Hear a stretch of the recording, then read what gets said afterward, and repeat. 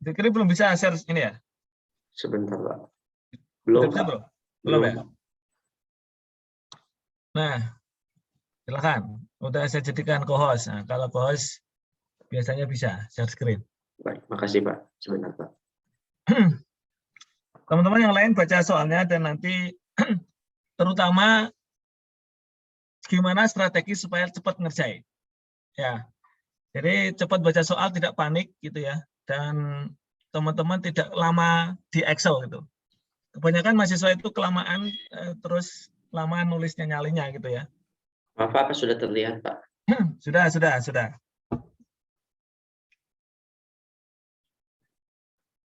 Oke. Perhitungan ininya mana aksesnya, Zikri? Ada Di bawah, Pak, ini, Pak. Maaf, Pak. Oh ya, sip, bagus. Ini baca dulu soalnya, Pak, atau bagaimana, Pak? Ya, boleh dibaca soalnya. Terus kemudian di ini. Langsung. Atau coba ditampilkan soalnya dulu, tampilin di ini. Ke atas. Nah, oke, baik. Saya coba jelasin ya supaya cepat ya nanti. Jadi teman-teman, kalau ada soal itu teman-teman yang paling pertama harus diketahui ini strukturnya apa nih? Ada berapa perusahaan yang terlibat? Oh, ini berarti ada 3. Berarti kemungkinan 3 itu ada indirect holding di situ ya. Jadi ada prakarsa. Kok prakarsa? Pemuda ya? Itu masih prakarsa tulisannya soalnya. Iya, Pak. Pemuda. Ya, jadi ada pemuda, ada setia, dan ada merdeka. Jadi PSM. Oke. Pertama teman-teman lihat akuisisinya tahun berapa dan ada ekses atau enggak. Jadi di situ pemuda mengakuisisi 70% PT Setia 2019. Di situ ada nilainya, ada ekuitasnya, book value-nya. Kemudian 2020 Setia mengakuisisi 90% PT Merdeka. Ya gitu ya. Dan di situ ada ini. Nah, ini cuma strukturnya ini induk anak cucu ya. Kenapa? Karena PT Pemuda tidak punya saham di PT Merdeka. Jadi PST, jadi strukturnya itu ke bawah. Coba di ini. Nah, jadi strukturnya itu ke bawah ya. Kalau lihat gambar ini nanti seolah-olah ini kayak connecting affiliate, padahal bukan gitu ya. Jadi tanda panah itu yang panah gede itu yang langsung. Jadi yang tanda panah yang khawatirnya orang baca ini kayak connecting affiliate sekilas, ya nggak? Ya, Pak. Sekilas kayak connecting affiliate. Padahal itu induk anak cucu. Kenapa? Karena P tidak punya langsung ya, tidak punya kepemilikan saham langsung di M. Nanti kalau connecting affiliates, P itu punya secara langsung di M. Oke, baik. Sekarang teman-teman perhatikan. Langkah pertama adalah dari PKS. Ini sudah bagus langkahnya Zikri ya. Dari PKS, investment cost-nya, teman-teman sambil lihat soalnya ya.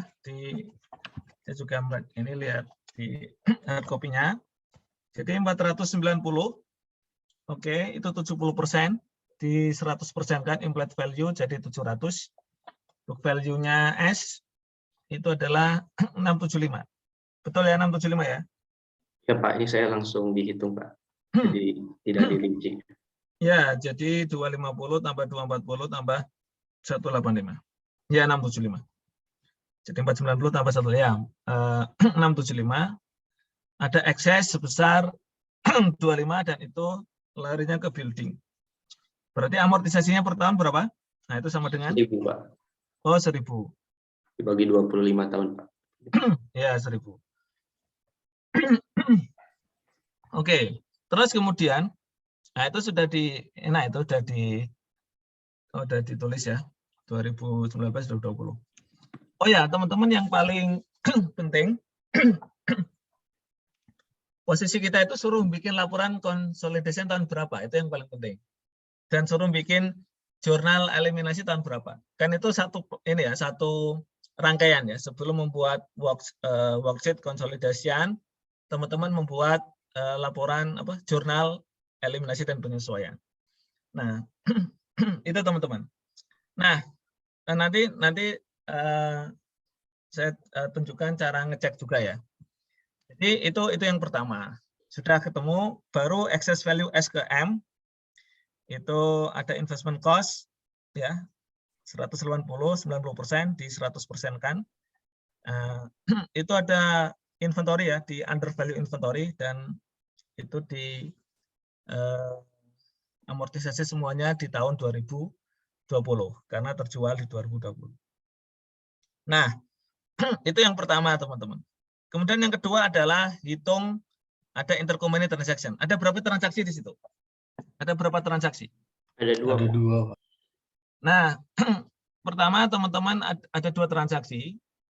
Yang satu dari PGS, yang satu dari itu M ke P ya? Iya Pak, upstream Pak. Ya, upstream. Baik. Nah, ini yang apa? Sebenarnya soal ini menantang ya kalau P ke apa? Ke M itu. Itu kan berarti dari cucu ke induk ya? Iya Pak. Dari cucu ke induk. Coba kita cek ya. Nanti kita lihat.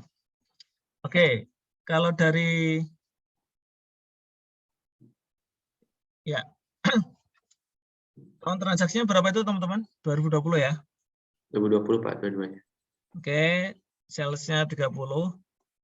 Oke, margin atas profit. Oke, itu transaksi apa ya yang ini? Inventory ya? Yang mana Pak? Yang upstream inventory ya? Upstream itu land Pak. Oh, land. Mana Pak? Kalau land tuh nyebutnya bukan profit ya. Oh ya, gain ya Pak. Land to gain, land to gain. Kalau profit biasanya untuk inventory. Oke. Kalau ini equipment ya. Ya Pak, loss. Harusnya equipment. Oke. Baik. Terus cari income from. Nah, ini menggunakan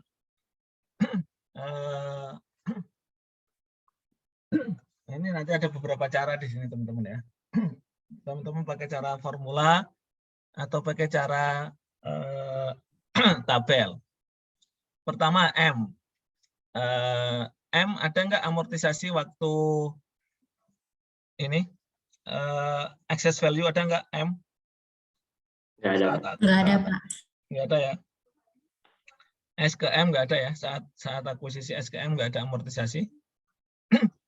Terus ada nggak unrealized gain, itu land. Nah, land itu berarti unrealized-nya ini ya.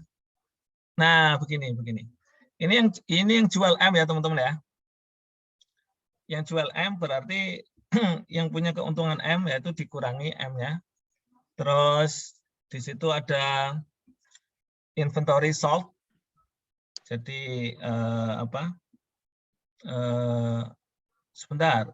Inventory sold itu dari mana ke mana itu? Yang S ke M Pak. Yang excess value ini sold. Oh. Sebentar teman-teman. Sebentar. Coba ke ini tuh. Ke yang transaksi tadi, intercompany transaction coba. Ya Pak. Ini Pak. Nah, yang 10 itu berarti itu amortisasi sebenarnya, amortisasi. Jadi ya, jadi itu namanya amortisasi inventory.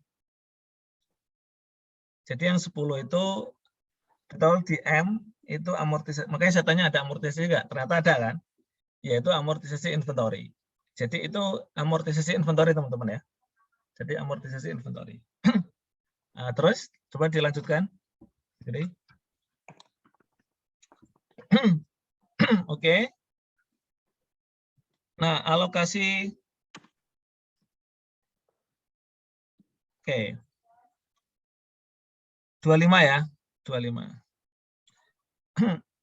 Karena itu upstream ya teman-teman ya. Karena ini M ke P itu kan upstream ya. Iya Pak. Nah, upstream. Tapi upstreamnya ke P. Upstreamnya ke P.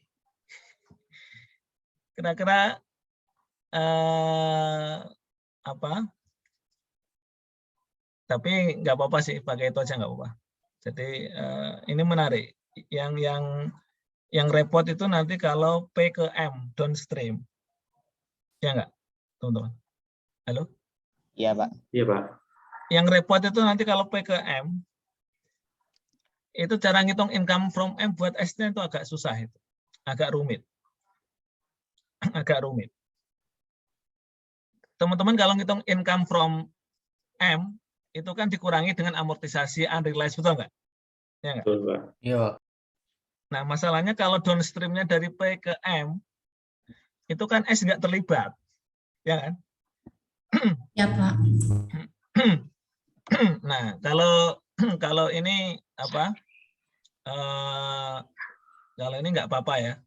Jadi karena dari M ke S ya, oke, dikurangi. Terus kemudian karena itu untungnya M, ya, jadi di-analyze di. Jadi teman-teman kalau pakai cara seperti ini, itu hati-hati nanti terutama kalau nyari income from M. Ketika alokasi M ke S, itu beda, alokasi laba dengan income from itu sama nggak? Saya tanya, alokasi laba dengan income from S sama nggak? Dengan income from sama nggak? Pertanyaan saya, alokasi laba di tabel ini kan alokasi, ya nggak? Bisa saja beda, Pak. Nah, bisa saja beda. Bedanya di mana? Kalau yang income from S aja, Pak, misalnya ini kan kalau alokasi S ke P 71, tapi kalau income from S itu yang 71 tuh sebentar, Pak. Seperti ini, Pak. Jadi ditambahin lagi unrealized loss sama realized loss ya, Pak. Kan kalau di sini kelihatannya alokasi S itu 71, kalau income from S itu dijumlahin lagi, Pak. Tergantung soal sih, Pak. Karena itu ada downstream ya. Iya, Pak, yang tadi. Karena ada downstream, betul. Kalau ada downstream itu harus disesuaikan dengan ininya. Tapi kalau upstream udah nggak perlu sebenarnya kalau upstream, karena sudah langsung di anaknya itu. Jadi ini anaknya. Oke, teman-teman sekalian, nanti kita cek ya benar nggak angka-angkanya. Oke, 90%-nya 25, 22,5 itu dialokasikan ke S, sisanya 10% ke NCI. Jadi habis. 25 itu berarti habis ya. Jadi tinggal udah 0. Jadi yang di M sudah. Jadi kalau sudah 0 berarti udah benar ya. Maksudnya artinya kita ngabisin dulu M. Nah, M sudah 0 berarti S dihabisin, S sudah 0 tinggal P gitu ya. Tinggal P. Oke. Teman-teman, itu consolidated income-nya berapa itu? Berapa? Consolidated income-nya berapa? 196.050. Beda dengan di ini ya, di worksheet ya? Worksheet. Ya, Pak. 183. Bedanya di mana?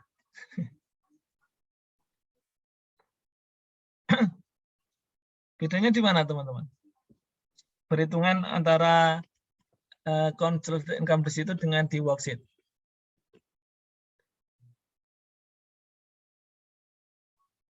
Kira-kira selisihnya berapa tuh? Selisihnya berapa? Selisihnya berapa? 13.000, Pak. Kayaknya yang unrealized loss gitu, Pak. Gimana? 13.000 Pak selisihnya. 13.000 itu angka dari mana? Kalau di tabel ini sih yang unrealized loss equipment. Yang equipment dari mana ke mana? Equipment itu dari siapa ke siapa? Equipment itu yang P ke S downstream. Oh. Unrealized loss. Ya. Oke.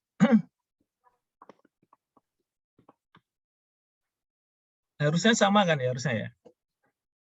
Berarti harusnya Pak yang unrealized loss itu harus ada akunnya di kertas kerja. Gini. Kita bahas satu-satu. Oke. Kita tadi sampai M ya, M udah habis. Terus kemudian amortisasi. Jadi ini downstream kan teman-teman ya, downstream ya. Iya, Pak. Downstream. Jadi, nah betul. Jadi sebenarnya harus dibersihin dulu ya. Ini kalau downstreamnya di P, ya downstreamnya di P itu berarti harus dibersihin. Coba ini kalau pakai tabel teman-teman jadinya seperti ini ya kalau pakai tabel ya. Tapi kalau teman-teman pakai apa itu? Pakai rumus, kan teman-teman lebih enak mana? Pakai tabel atau pakai formula? Nanti saya ajarin pakai formula ya. Pakai formula itu selesaiin M dulu, baru selesaiin S dulu, baru selesaiin P gitu. Jadi langsung ketemu income from. Kalau ini kan teman-teman harus nanti ini alokasi S ke P 70%. Terus kemudian oke. Ya. Coba itu jual peralatannya tahun berapa itu, teman-teman? Jual peralatannya tahun berapa? 2020, Pak. 2020 ya? Iya, Pak. 2020. Oke. Sekarang teman-teman kalau nanya, coba income from M berapa? Income from M. Yang nanti yang teman-teman masukkan ke worksheet income from M berapa? Kalau ditanya dari tabel ini, coba income from M-nya berapa? Zikri. Income from M. Income from M yang ada di bukunya S. 22.500. Oke. Terus income from S, income from S 83.050. 83.050. Iya, Pak. Nah, itu artinya teman-teman di tabel ini harus nyesuaiin lagi kan, ya kan? Iya, Pak. Nah, teman-teman bisa pakai cara coba ketik di sampingnya, yaitu income from M, nyari income from M. Income from M itu dimulai dari bawahnya separate earning, bawahnya. Gimana, Pak? Bawahnya diketik di bawahnya itu. Oh iya. Separate earning, separate earning M atau separate income 50. Terus jadi rumusnya gitu dulu teman, beresin dulu ada amortisasi inventory. Oke. Sebesar ini. Terus unrealized gain. Ya, unrealized gain land. Gitu ya. Nah, ketemunya 15. Nah, terus di total berarti total itu total adjustment ya, sudah di ini. Terus kemudian income from S, income from M. Nah, nah karena ini transaksinya adalah upstream, jadi semuanya langsung dikalikan. Dikalikan, kecuali kalau transaksinya itu adalah downstream, teman-teman harus mengecualikan itu, betul nggak? Iya, Pak. Betul. Ya, ini kebetulan upstream, jadi ikut semua. Jadi hati-hati ya, unrealized gain itu dilihat upstream atau downstream. Ini downstream, upstream ya, jadi semuanya miliknya M, sehingga harus dibagi rata antara M dan NCI. Terus NCI expand M, di bawahnya, NCI expand M, itu ya sudah itu sisanya. Ya, oke. Terus income from S. Income from S. Nah, income from S itu adalah income from S, yaitu separate earning S. Itu kok hilang tadi. Salah, Pak. Separate earning S. Ada amortisasi nggak dia? Ada, Pak. Ya. Jadi ini sudut pandang S. Jadi kalau income from itu sudah langsung net ya, sudah langsung dikurangi. Oke, amortisasinya 1000 building, terus kemudian ada unrealized nggak transaksi, ada nggak? Downstream maupun upstream, ada nggak? Transaksi upstream atau downstream ada nggak? Jadi yang Apakah S, nah kalau nyari income from S pakai formula, downstream atau upstream langsung ada nggak? Langsung dikurangkan. Yang tadi PKS Pak downstream. Iya, tulis PKS downstream. Downstream. Nah, itu 13. Berarti ini ya 13 tahun ya? Salah. Sebentar. Realized loss-nya, coba sebentar, transaksi equipment-nya, perhitungannya tadi gimana? Ini Pak. Itu tanggal berapa itu? Ini yang 2020 Pak. Awal tahun atau tengah tahun? Awal tahun Pak. Awal tahun ya? Iya. Jadi masa manfaatnya itu dikurangi 3 dulu Pak. Dan awalnya 17 dibelinya. Oke. Jadi masa manfaatnya berapa tahun? Jadi 13 Pak. Oke. Berarti perolehannya berapa itu perolehannya? Face amount? Face amount-nya 80, BV-nya itu Book value-nya? book value-nya 65, pembeliannya 52 jadi harus 13. Masa manfaat pas 2020 13 tahun, Pak. Oke. 13 tahun. Oke. Baik, benar ya? Lanjut. Coba ke sana. Unrealized loss itu menambah, itu mengurangi. Oke, total. Total. Langsung dikali ya Pak. Jangan total dulu. Nah, terus nyari income from S, bawahnya income from S. Nah, income from S itu kan berarti kan jatahnya M dari S, betul nggak? Jatahnya P dari S, ya nggak? Iya Pak. Iya. Nah, karena itu downstream, berarti ya itu coba dalam kurung sama dengan 70% kali dalam kurung. Nah, yang di dalam kurung cuma 80 sama minus 1000 saja sama amortisasi. Tutup kurung. Nah, baru ditambah yang unrealized itu. Itu di luar kurung. Jadi itu semuanya miliknya P karena downstream. Betul nggak, teman-teman? Oh iya Pak. Nah, itu. Jadi kalau NCI expense baru dia apa? Kenapa? Kok enggak? Coba. Oke. Benar ya? Tuh. Itu udah benar, teman-teman? Oh, salah. Maaf. Alokasi belum, alokasi. Income from, jadi sebelum amortisasi, income from M belum ditambah. Sebelum amortisasi. Oh iya Pak.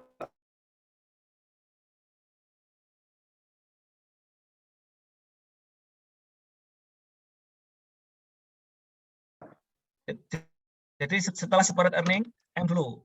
Nah, jadi income from M ditambahin dulu. Oke. Nah, kan? Oke.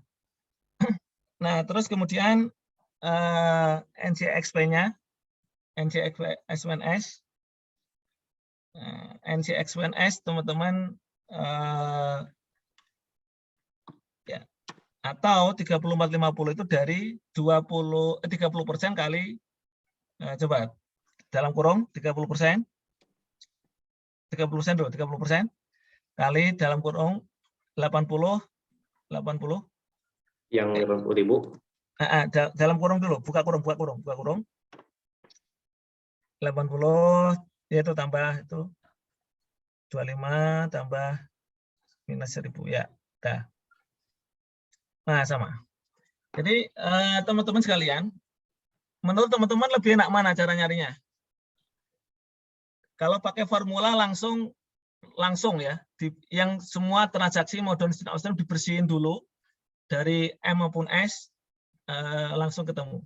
Gimana, teman-teman? Pakai formula, Pak. Kalau pakai formula, ya teman-teman nggak perlu lihat tabel sebenarnya. Jadi, walaupun nanti hasilnya sama. Tapi kalau tabel teman-teman harus teliti, terutama kalau ada downstream, betul nggak? betul Pak. Kalau lihat tabel, teman-teman ditanya, berapa income from S? Teman-teman harus hitung dulu. Income from S berapa? Ternyata income from S bukan 71050, tapi harus disesuaikan dengan unrealized. Ya. Kalau di tabel kan downstream itu ditaruh di kolomnya induk, betul nggak? Ya nggak? Iya Pak. Tapi kalau pakai formula kan langsung dinetkan. Jadi langsung diselesaikan di anak, dinetkan. Makanya formula itu langkah pintas ya. Jadi untuk itu. Nah itu maksudnya di slide cara 1, cara 2 itu seperti ini. Bisa dipahami nggak penjelasannya? Bisa Pak. Iya Pak. Bisa, Pak. Oke. Nah, setelah ketemu, baru kita bikin jurnal. Jadi kalau sudah ketemu income from, ini baru teman-teman bikin jurnal. Supaya teman-teman tidak ada jurnal yang kelewat, monggo silahkan. Teman-teman ngurutin apa dulu. Yang jelas teman-teman konsisten aja, supaya nanti tidak kelewat. Kalau saya sih biasanya kalau, tapi terserah ya teman-teman kalau ngurutin mana. Yang jelas, yang sini filosofi eliminasi itu adalah mengeliminasi akun-akun yang resiprokal, investment, kemudian income ya dari induk transaksi antar itu dieliminasi. Nah, untuk investment sendiri eliminasinya ada 2 tahap ya. Pertama mengeliminasi yang ekuitas awal, itu investasi awal, terus kemudian penambahan investasi, kenaikan investasi itu dieliminasi. Makanya dari mana? Makanya income from itu dieliminasi. Karena itu sumber dari investasi. Nah, kalau teman-teman urutannya gimana supaya kalau di slide saya itu urutannya itu semua yang berbau intercompany transaction dieliminasi dulu, diberesin dulu. Jadi semua transaksi mau downstream, upstream diberesin dulu, dieliminasi. Terus kemudian baru setelah itu income from diberesin dulu, terus NCI expand, terus ekuitas awal, sama mencatat unakses. Tapi terserah teman-teman. Teman-teman lebih nyaman bagaimana? Ini teman-teman sepertinya mendahulukan yang investasi eliminasi investasi awal dulu, ya kan? Silahkan. Oh ya teman-teman, sekarang diselesaikan dulu ya. Nanti kita cek, mudah-mudahan perhitungannya nanti benar ya. Coba kita cek. Itu U itu apa? U itu? Pak. Itu kemarin pakai dari format yang soal kemarin. Harusnya M, Pak. Ya. Berarti mengeliminasi ekuitas M ya. Ya, Pak. Jadi teman-teman lihat. Ada yang bisa mengartikan nggak? Arti dari jurnal ini sebenarnya ngapain sih? Jurnal ini sebenarnya mau ngapain sih? Jurnal pertama ini loh. Ada yang bisa menjelaskan nggak? Jurnal pertama itu fungsinya untuk apa sih? Jurnal itu loh, yang di zikir yang dicatat itu. Eliminasi investasi Pak. Nah, investasi apa? From M. Investasi From apa? M. Kapan? Per kapan? Investasi per kapan? Awal Pak. Nah, investasi awal tahun, betul. Jadi kalau teman-teman perhatikan, investasi awal tahun itu rumusnya, ini kan awal tahun ya. Jadi awal tahun itu, teman-teman ya, rumusnya itu adalah ini kan awal tahun. Jadi kalau ditanya berapa saldo investasi in M, saldo investasi in M itu sama dengan persentase kepemilikan S ya di M dikalikan dengan ekuitas M ditambah unamortized. Betul nggak? Betul, Pak. Betul. Makanya kalau teman-teman lihat itu kan semua ekuitas ditambah 40 tambah 50 tambah 100 itu ekuitasnya M. Ada unamortized. Apa tadi? Unamortized itu kelebihan inventory. Ini kan di awal ya, makanya inventory-nya masih ada karena di awal tahun. Nah, seperti itu. Nanti kalau di tahun 2021 inventory-nya sudah nggak ada, ya nggak? Iya, Pak. Inventory sudah nggak ada. RE-nya nanti berganti. Jadi itu. Jadi rumusnya untuk mencari saldo investasi itu itu selain teman-teman kalau ditanya saldo investasi itu rumusnya apa? Investment in M atau in S itu rumusnya apa? Kalau ditanya saldonya itu rumusnya apa untuk mencari berapa saldo investment in S atau in M? Teman-teman biasanya nyarinya gimana? Pembelian awal ditambah Nah, income investasi from S, awal ditambah income from S, dikurangi dividen. Iya, betul. Kalau tidak diketahui investment in awal, atau teman-teman bisa cari, coba ditulis di kiri. Ya, Pak.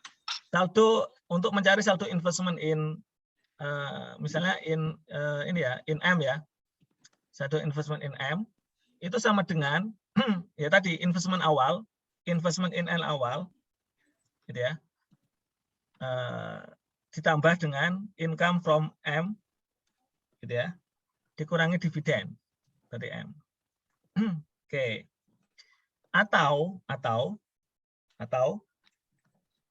investment in M sama dengan persentase. Oh, iya, Pak. Langsung persentase, misalnya 90% ya, persentase kepemilikan dikali dalam kurung ekuitas M plus minus unamortized excess. Kan kadang amortisasi ada yang over value, under value, betul nggak? Iya, Pak. Nah, itu plus minus. Terus plus minus unrealized gain atau loss.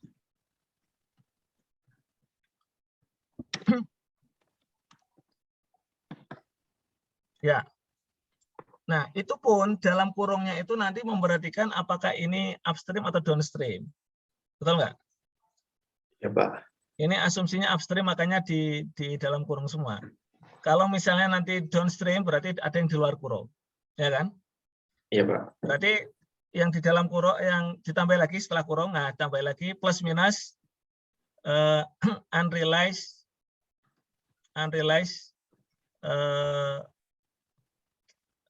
gain atau loss yang downstream.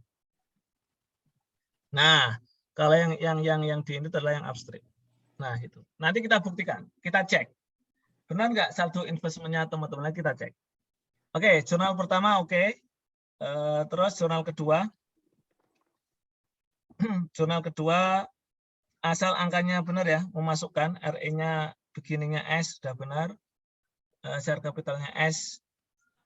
Teman-teman beginning ya, jangan yang ending ya, beginning. Terus itu berapa persen? 70% ya? Oke. Ya, itu NCIM yang, jadi gini, NCIS atau M itu kadang di worksheet itu dibagi dua. Ada yang awal tahun, ada yang akhir tahun, ya enggak? Kalau karena ini ekuitas awal ya, jadi ya ini investasi awal, berarti ini NCI awal, memunculkan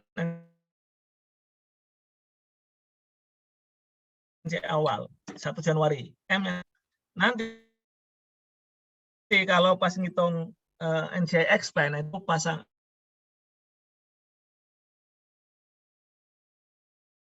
ada NCI yang Oke. Nah, setelah itu urutannya kalau sudah mengakui ekuitas awal, terus sudah mencatat ini amortized excess ya, unamortized excess sekalian. Building yang awalnya berapa tahun? Building? Bukan. Yang itu yang atas. Ini, Pak. Itu building berapa awalnya? 25.000, Pak, 2019. 2019, 25.000. Nah, berarti awal tahun 2020 ya, setahun 24. Ya, betul. Terus, nah ini pada building atau equipment? Building ya? Building, Pak, yang itu yang excess. Oh ya, tulis berarti building. Maaf, yang ini yang equipment, Pak. Ini yang ini building.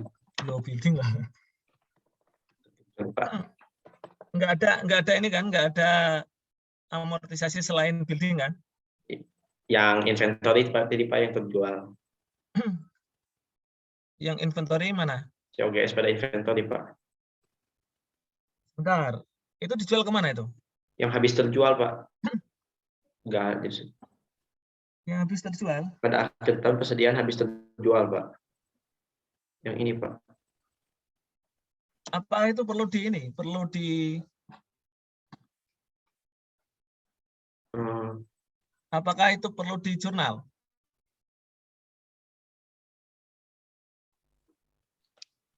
Soalnya kan Pak tadi di perhitungan ini dimasukin juga, jadi saya masukin aja, Pak.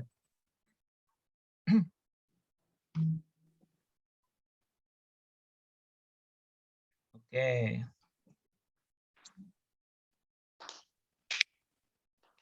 Oke. Tidak ini ya, tidak disampaikan ini ya. Itu sudah masuk di COGS atau belum itu? Yang apa ya, Pak? Yang 10.000 itu asumsinya. Nggak tahu, belum tahu sih, Pak.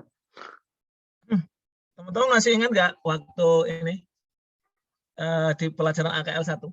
Kalau amortisasi inventory itu jurnalnya gimana? Ada jurnalnya atau enggak? Kalau amortisasi inventory, teman-teman. Halo? Tidak ada ya Pak. Penjualan inventory yang ada. Nah, yang ada penjualan inventory kan? Ya Pak.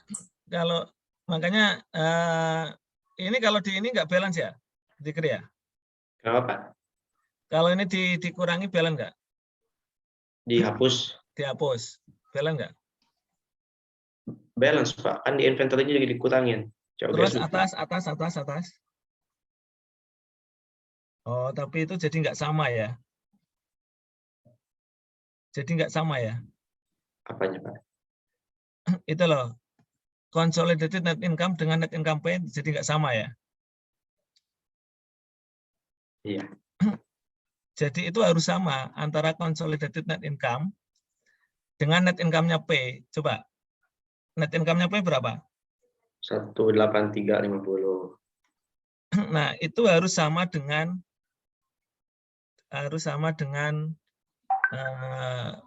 apa istilahnya? Harus sama dengan consolidated net income. Itu harus sama, teman-teman. Jadi Berarti itu, masukin saja, Pak, biar sama. sebentar. Makanya ini harus di ini. Kalau misalnya berarti itu asumsinya harusnya sih kalau sudah terjual itu sudah include di COGS tahun berjalan kan, betul nggak? Iya, Pak. Harusnya sudah include COGS tahun berjalan. Makanya harus dilacak ininya di mana gitu ya. Terus oke. Harus di ini. Oke. Baik, untuk sementara itu dulu ya. Untuk sementara berarti diasumsikan itu belum di jurnal, belum dimasukkan ke situ berarti asumsinya. Ya, Pak. Jadi harusnya sih sudah dimasukkan harusnya. Makanya ini harus dicek ini. Oke, terus setelah itu ada equipment loss on sale. Ya, Pak.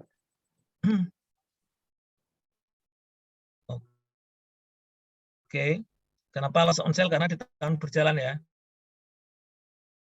Iya, Pak. Nah, di tahun berjalan 13. Terus depreciation expense pada akumulasi depresiasi untuk mencatat realize loss-nya. Realize loss-nya. Oke. Tanah itu juga di tahun berjalan ya? Iya, Pak, 2020 semuanya, Pak. Jadi dicatat. Oke. Gain online pada line. Terus income from M, investment in M. Oke. Itu untuk 27 itu untuk apa tuh? Gimana, Pak? Yang income from M tadi. Oh, itu dijadiin ini Iya, ya, Pak, dijadiin satu Pak. ya. Oke. Jadi oke. Sebentar. Income from M-nya 22,5. Terus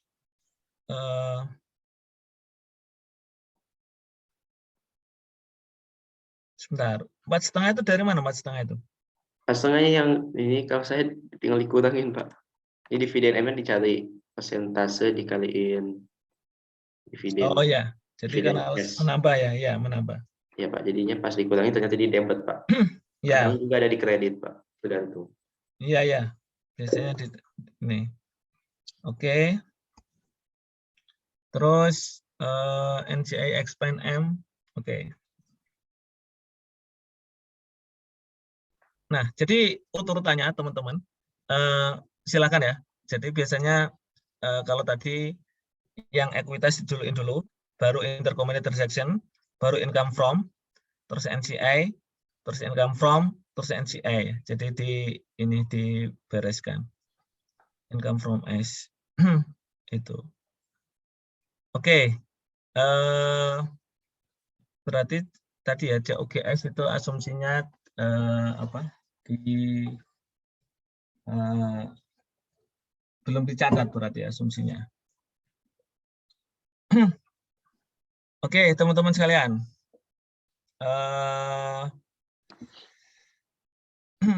Silakan ada pertanyaan untuk jurnal eliminasinya. Pak, izin Pak. Ya. Pak, tadi kan Bapak bilang kenapa kok tidak sama. Nah, menurut saya itu di worksheet-nya ini tuh ada keberadaan dari other expense yang mungkin tadi dia nggak berpengaruh di dalam perhitungan dalam perhitungan income from. Jadi dia tuh di luar perhitungan kita tadi itu loh Pak. Jadi makanya ada selisih. Yang mana? Yang mana? Yang di worksheet-nya itu kan dia ada other expense. Terus si Zikri tadi kan memasukkan amortisasi building sama equipment-nya itu kan di depreciation expense. Nah ini Pak, jadi makanya itu yang menyebabkan selisih, kenapa nggak sama. Yang other expense yang mana? Ini Pak, nah itu Pak. Nah itu kan dia nggak berpengaruh dalam perhitungan income from-nya tadi kan. Jadi mungkin itu yang menjadi penyebab selisih kenapa consolidated income yang ada di worksheet sama yang ada di perhitungan tadi nggak sama. Yang di worksheet dengan yang di hitungannya yang tadi Pak, kan yang di worksheet kan 183 kali 50 kan nanti kan 196. Nah itu. Oh, enggak, sebenarnya coba selisihnya berapa itu? Selisihnya berapa? 13.000. Iya, sebelah 13.000 itu unrealized itu. Unrealized loss. Selama. Jadi selisihnya itu gara-gara, bukan karena other expense, selisihnya itu gara-gara itu belum disesuaikan dengan unrealized. Jadi income, jadi belum disesuaikan dengan unrealized. Oke. Oke Pak, jelas Pak, makasih Pak. Ya sama-sama. Coba kita cek. Saldo investment in S berapa di situ? Oh bentar Pak. Berapa itu? 516.350 Pak. Itu dari mana? Dari mana itu? Ada Pak ini Pak. Bentar. Coba. Ini Pak. Oke, kita cek pakai cara yang kedua. Oh iya. Masih ingat cara kedua? Yang mana Pak? Ya tadi persentase kali ekuitas tadi loh. Oh iya Pak. Coba. 70%. Tulis dulu total ekuitas S dulu. Total ekuitas S dulu. Oh iya. Untuk mencari investment S, total ekuitas S akhir tahun. Total ekuitas S akhir tahun. Jadi jumlah share kapital ditambah share premium tambah RE jumlah semua. Itu ya. Ya. Itu ambil data akhir tahun, data yang bawah itu, yang S. Mudah-mudahan sama ya.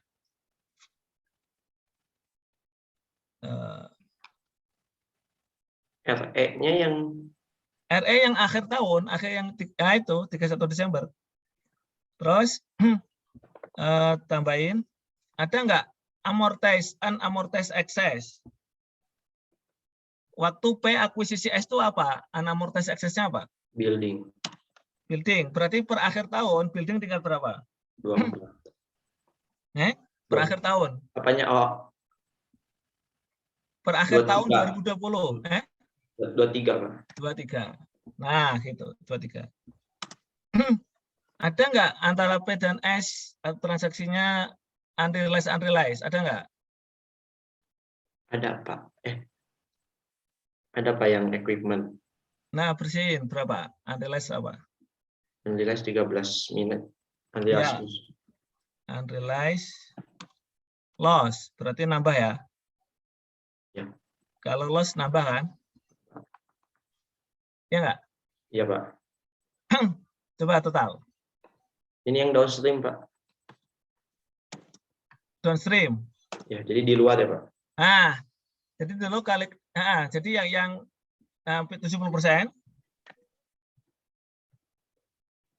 Oke.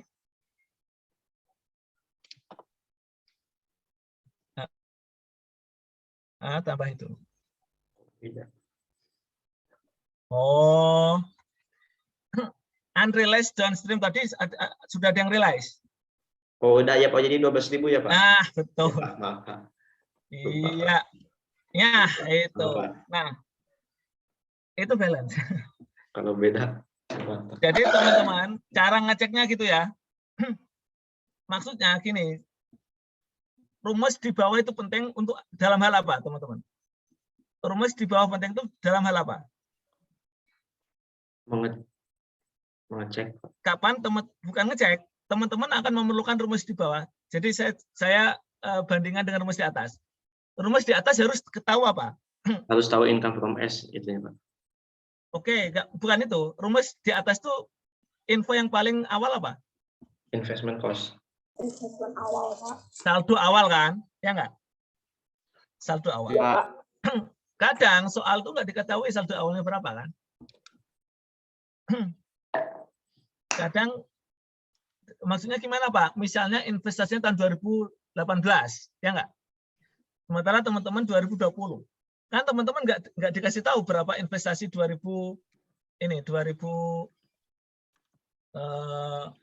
apa ini? 2000 sebentar. Ini 2019 ini 2019 awal atau akhir nih teman-teman? Gimana, Pak? Gini, teman-teman kan di atas yang cara pertama, teman-teman kan harus nyari dulu investasi per 1 Januari dulu kan, betul nggak? Iya. Nah, teman-teman harus melalui lika-liku gitulah sampai ketemu angka investment awal 485.800. Karena teman-teman terbantu dengan data 2019 kan. Ya. Kalau datanya itu 2018 teman-teman miss data. Nah, untuk mengecek teman-teman pakai angka ini. Pakai rumus yang bawah ini. Ya kan? Iya. Teman-teman pakai rumus yang bawah ini. Nah, tapi coba sekarang investment in M sama nggak? Yang atas. Ekuitas M. Itu di ini ya. U-nya diganti M yang atas dulu. Yang atas diganti Ya, M. Pak. Diganti M.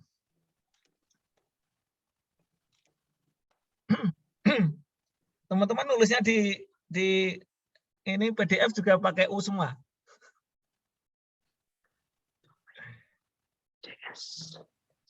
Di PDF pakai U atau pakai M?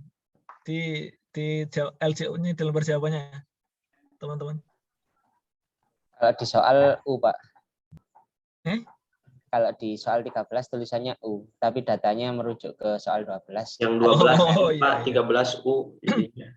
Ya. Satuin aja, Pak. Oke, nggak apa-apa.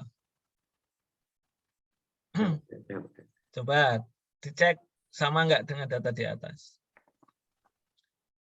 M ada nggak unamortized M? Yang inventory udah terjual, Pak. Ya berarti nggak ada. Ya, unrealized-nya. Ada nggak unrealized? Tadi yang land, Pak. Land, berapa unrealized land? Kalau M ke P 15, Pak. Coba land. Itu mengurangi ya. Oh iya.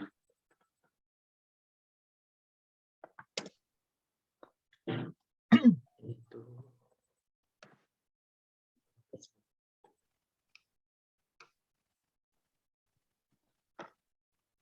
%90. Itu teman-teman. Jadi sebenarnya saldo investasi itu pada awalnya merepresentasikan kepemilikan, betul nggak? Dari total ekuitas anak, ya kan? Dari total ekuitas anak, betul ya, teman-teman ya? Betul, Pak. berarti inventory terjual tadi berarti memang asumsinya belum dicatat ya. Asumsinya belum dicatat. Kalau sudah dicatat harusnya apa? Sama ya.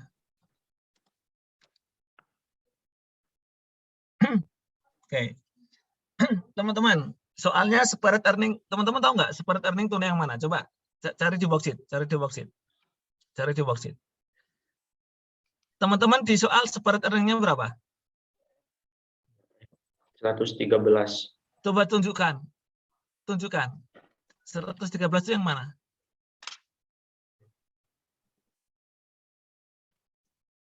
(113) itu yang mana, teman-teman?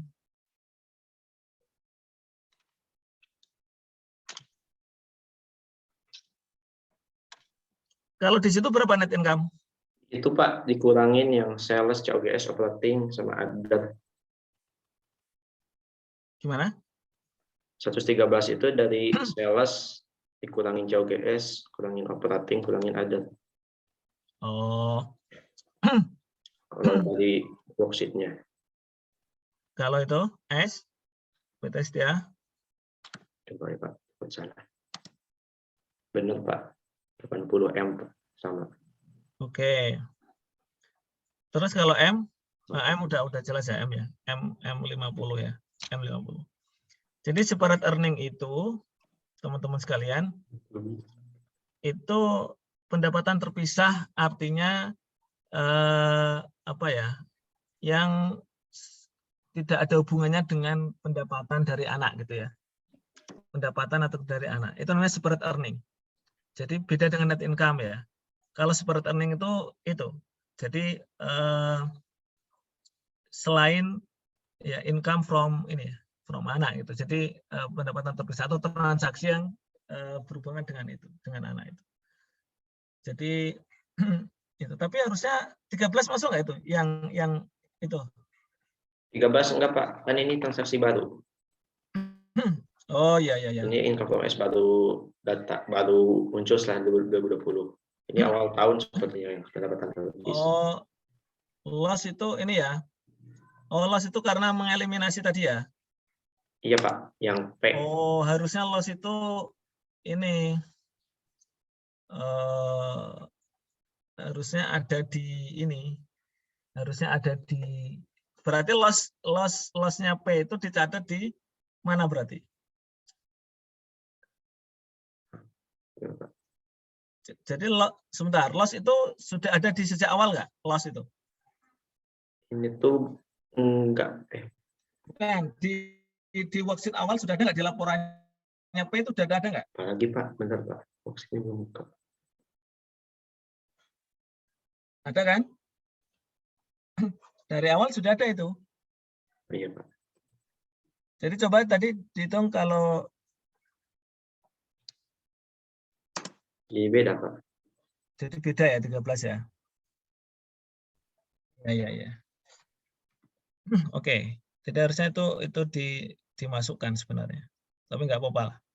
Jadi pendapatan terpisah itu artinya selain pendapatan dari anak, teman-teman. Ya kan? Selain pendapatan dari anak, selain income from anak itu. Oke. Teman-teman kira-kira kalau ngerjain soal seperti ini butuh waktu berapa menit? Dengan 2 transaksi. Dengan 2 transaksi. Butuh berapa menit? Termasuk nulisnya. Lebih Di dari atas setengah jam, Pak. Di atas berapa? setengah jam. Setengah jam. 1 jam ada nggak 1 jam? 1 jam. 1 jam mungkin Pak. 1 jam. Kalian 1 jam Pak. gambar 1 jam. Dan biasanya soalnya kan gini kan, ya nggak? Soal ujian. Iya Pak. Iya Pak. Satu soal. Teman-teman kira-kira strateginya gimana? Setelah ini kita istirahat sebentar. Strateginya gimana? Supaya teman-teman tidak teman-teman kalau harus ngerjain Excel dulu pindah nanti agak lama sih. Tapi ada yang punya tips nggak dari teman-teman sendiri supaya cepat? Selain nulisnya cepat, walaupun nanti ada miss sedikit, ada kesalahan sedikit, oke lah. Tapi yang penting terisi dan mengalir gitu ya. Maksudnya teman-teman sebenarnya tahu ceritanya. Kalaupun nanti salah masukin nggak balance, oke. Tapi kalau sudah di hadapan pada soal yang banyak, teman-teman punya dua pilihan. Teman-teman akan mengerjakan soal yang teman-teman kuasai dengan baik dan benar, tapi teman-teman kehilangan waktu untuk ngerjain soal yang lainnya. Kadang soal yang lainnya itu dibiarkan kosong. Atau teman-teman ngerjain semua soal tapi nggak maksimal semua. Teman-teman pilih yang mana? Semua terisi tapi nggak maksimal, atau satu dua terisi tapi maksimal, yang lain kosong. Kerjain semua kayaknya. Kerjain semua sih Pak. Nah, Meskipun kalau berat. strateginya teman-teman pilih bobot yang paling tinggi dulu, ya nggak? Kadang ya, tapi itu berbanding, tapi teman-teman harus punya batasan waktu sih. Kadang kenapa AKL 1 nilainya rendah-rendah, justru malah yang poinnya paling tinggi itu nggak selesai, kosong. Jurnal nggak diisi, padahal jurnal itu poinnya tinggi kan, karena ya tadi itu poinnya banyak, jadi poinnya tinggi gitu. Seperti itu. Oke teman-teman, sampai di sini ada pertanyaan?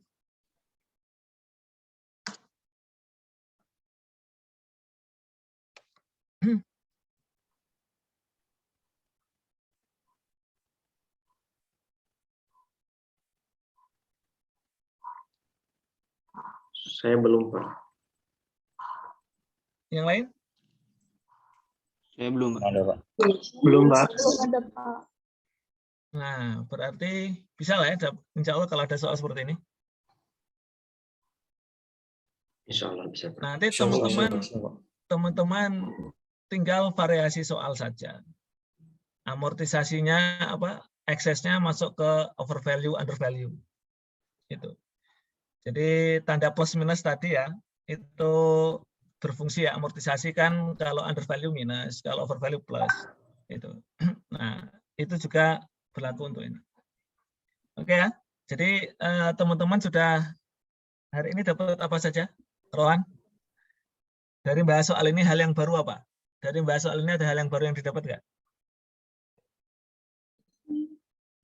Formula itu tadi, Pak. Alokasi pendapatan, Pak. Oke, formula. Nah, terus makanya teman-teman lebih enak pakai formula dibanding pakai tabel, betul nggak? Betul, Pak. Betul, Pak. Betul, Pak. Kalau pakai tabel teman-teman harus menyesuaikan lagi, terutama kalau ada downstream. Tapi tabel lebih mudah dipahami karena kalau downstream kan miliknya P mengurangi P, betul nggak? Ya nggak? Ya, Jadi ini. Tapi kalau untuk ngitung income from itu kan harus dibersihin semua. Jadi transaksi baik downstream upstream itu harus dibersihin dari income from. Makanya langsung, itu cara langsung income from. Terus apa lagi? Selain formula income ini ada lagi nggak? Apa yang baru? Ada hal yang baru nggak? Wildan, ada yang baru nggak Wildan? Selain income from? Tadi Pak, rumus dari investment in M. Yang Nah, investment in M atau in S ya nggak? Nah, itu sebenarnya sudah ada di slide. Sudah ada di slide. Tapi ini saya penjelasannya seperti itu. Nah, ini penting kalau teman-teman nggak punya data investmentnya awal. Itu. Oke. Seperti itu ya. Terus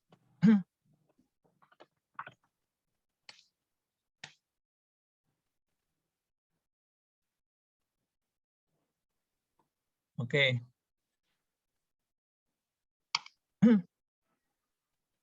Baik, teman-teman sekalian. Kalau sudah, kita istirahat dulu. Terima kasih, Zikri ya. Setelah itu kita akan bahas connecting affiliates. Nanti saya jelaskan ininya. Saya instruksinya, Pak. Ya, Terima baik. kasih, Pak. Konsep sama ya. Eliminasi sama. Bedanya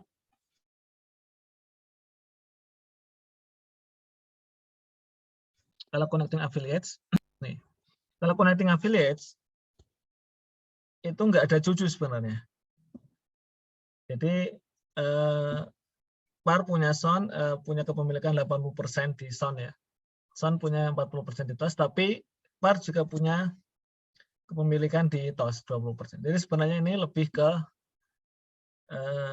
cocok ke anak 1, anak 2 sebenarnya. Jadi anaknya ini kan langsung ya, kepemilikannya par ke TOS langsung ya, walaupun 20%, tapi ditambah dengan kepemilikan tidak langsungnya berarti 32%. Jadi total 52%. Makanya perlu dikonsolidasikan. Jadi alasannya kenapa TOS perlu dikonsolidasikannya ke par meskipun cuma 20% secara langsung, tapi ditambah tidak langsungnya itu total 20 tambah 32. Jadi secara tidak langsungnya ada 52. Jadi perlu dikonsolidasikan. Nah, jadi ini berarti par itu punya 2 anak ya, anak 1, anak 2 gitu ya. Terus kemudian tidak ada yang berbeda sebenarnya dengan induk anak cucu. Urut-urutannya tidak ada yang beda ya. Maksudnya tidak ada yang beda itu sama-sama melibatkan 3 pihak ya, ada PST gitu ya. Yang kedua adalah ya sama-sama ada transaksi gitu ya. Kalau ini kan tadi statusnya anak gitu ya teman-teman ya. Nah, jadi bedanya adalah nanti ada 2 akun investment in T. Jadi karena T dimiliki oleh 2 orang ya, Son dan Par. Jadi nanti ada 2 akun investment in T. Jadi yang beda cuma ya saat ini mengeliminasi income, karena income-nya kan ada 2 ya. Jadi income from T itu miliknya S dan miliknya P. Nah, jadi kan silakan mau digabung atau dipisah teman-teman. Dipisah juga nggak apa-apa. Jadi income from S kalau dalam soal ini berapa persen? S berapa persen teman-teman? S berapa persen? 80%. Bukan, S ke T. S ini kan income from T. S punya T berapa persen? S ke T berapa persen? 40%. Ini yang 40. Kalau P ke T berapa? 20. 50. Kontribusi saldo. Secara langsung. 20. 20. Jadi 20. Jadi ini maksudnya secara langsung. Kan T nanti akan ngasih ke S 40, ngasih ke par 20. Nah, terus kemudian bedanya kalau induk anak cucu kan T cuma dimiliki oleh S saja. Jadi income from T cuma 1, yaitu ngasih ke S saja. Tapi kalau connecting affiliates, income from T-nya ada 2. Karena 1 milik S, 1 milik P. Akun eliminasi, kalau T kan cuma 1 ya, T kan cuma 1. Jadi ekuitasnya T dieliminasi, ekuitas awal. Kalau induk anak cucu kan cuma ada 1 investment in T yang dimiliki oleh S. Tapi kalau di connecting affiliates, itu ada 2 investment in T. 1 dimiliki oleh S sebesar 40%, 40%. 1 dimiliki oleh P 20%, sisanya 40%-nya lagi adalah NCI. Gitu. Itu teman-teman. Jadi itu tentang perbedaan di jurnal. Jurnal yang lain sama ya, eliminasi S sama, gitu. Eliminasi intercompany transaction sama gitu ya. Jadi teman-teman nanti perlu banyak variasi ini ya, soal itu ya. Perlu banyak variasi soal. Itu untuk sampai di sini ada pertanyaan nggak logikanya? Bisa dimengerti? Bisa, Pak. Bisa, Pak. Oke. Kecepatan nggak? Saya jelasinnya kecepatan nggak, teman-teman? Enggak, Pak. Cukup. Oke. Sekarang langsung contoh. Ini contohnya langsung ada excess dan ada apa itu? Intercompany. Nah, ini 2 Januari 2020 ya. 70%, 175 nilai investasinya dari P ke S. Jadi teman-teman seperti tadi ya. Jadi ini P ke S, terus P ke T, P kan membeli T juga, terus S ke T. Nah, S ke T. Nah, jadi ada 3 kali pembelian ya, maksudnya 3 kali akuisisi. Pertama P membeli S 70%, terus P membeli T 60% dan S membeli T 20%. Kalau ditanya berapa NCI-nya T berapa persen, teman-teman? NCI-nya T kepemilikannya berapa persen? NCI-nya T. 40, Pak. 20. 20. 20. Kenapa 20? Karena T itu dimiliki oleh oleh P60. P udah punya 60, S punya 20, sisanya 20 adalah NCI. Nah, itu informasinya teman-teman. Nanti silakan dicari aksesnya. Kalau P ke S, makanya nanti teman-teman harus kayak tadi persis ya, P ke S, P ke T, S ke T. Jadi jelas ya ininya, perhitungannya. Ini access value-nya milik siapa gitu ya. Pertama saat P mengakuisisi S 70%, itu kan 175. Terus di implied value di 100%-nya 250. Ya. 175 di 100% kan 250. Kemudian ekuitas S saat pembelian adalah 240. Ini capital stock ya, share capital sama RE 40 jadi 240. Ada selisih 10 masuk ke goodwill. Goodwill tidak diamortisasi.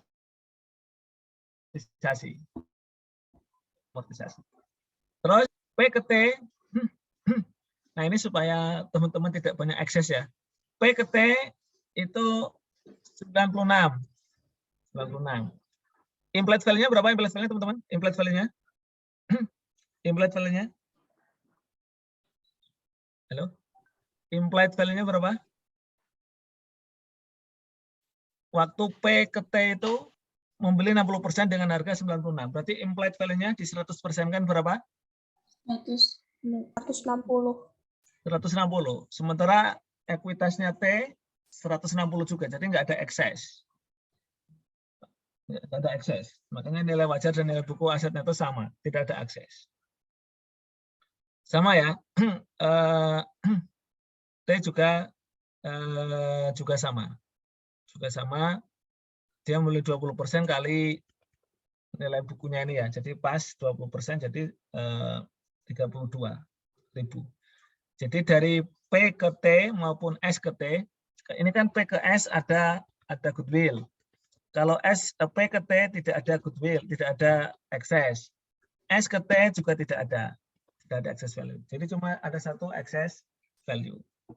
Nah, teman-teman sekalian, ini menarik ini kenapa? Karena S ini kan punya 20%. 20% itu metode apa yang dipakai? Masih ingat nggak? Equitas. Bisa cost, batasannya berapa persen cost itu? Atau pakai teman-teman masih ingat nggak fair value TPL itu, fair value OCI itu pakai berapa sampai berapa?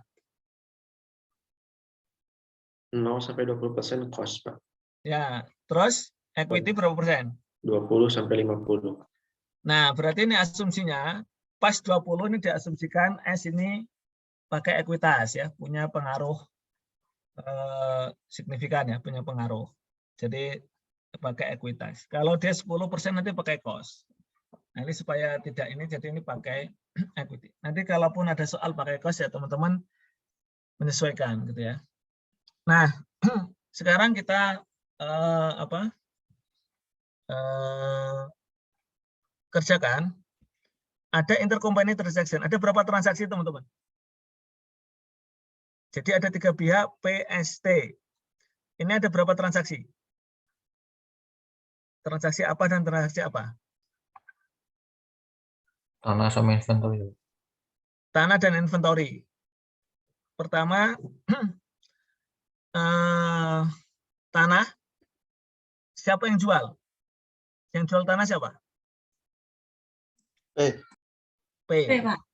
Jadi P jual ke S, ya. P jual tanah ke S, ada unrealized gain 10.000. Downstream atau upstream? Downstream. Downstream. Nah, teman-teman pokoknya unrealized atau downstream, upstream itu dilihat dari sudut pandang siapa yang menjual. Jadi kalau ada kata-kata membeli, teman-teman berarti harus cari siapa penjualnya. Sudut pandang penjual yang punya unrealized gain atau loss itu penjual. Downstream atau upstream dilihat dari sudut pandang penjual. Kalau induk jual ke anak berarti downstream turun kan, induk kan di atas. Nah, ini induk, anak, cucu. Kalau P jual ke S itu namanya downstream. Karena apa? Karena P di atas kan, jadi downstream. Kalau S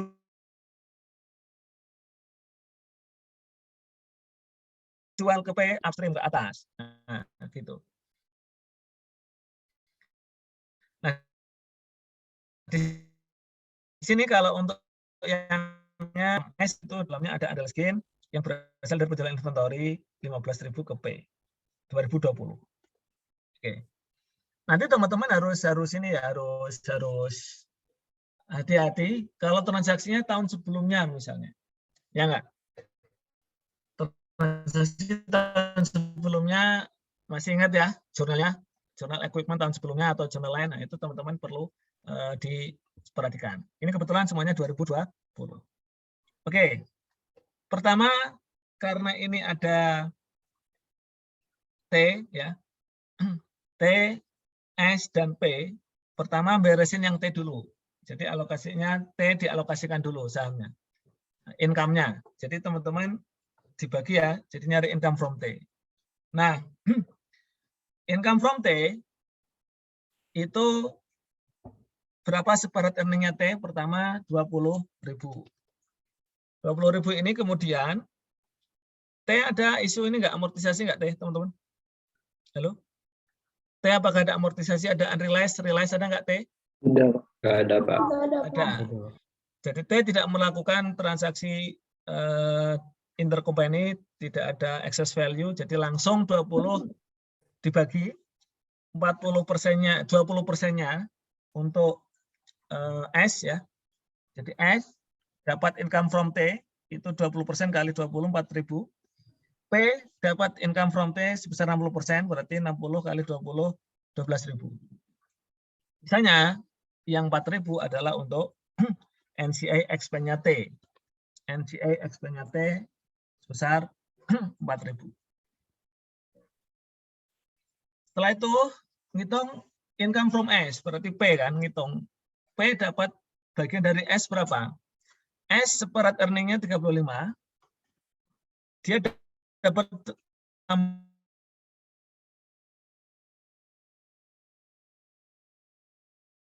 tambahan dari T berapa tadi? Si S dapat income from T berapa? 4.000. Nah, terus income from ya 4.000. Terus ada apa? Teman-teman perhatikan ada ini unrealized realized. Ya, jadi pertama ada unrealized realized ya. Jadi mana tadi kok ini? Oh ya.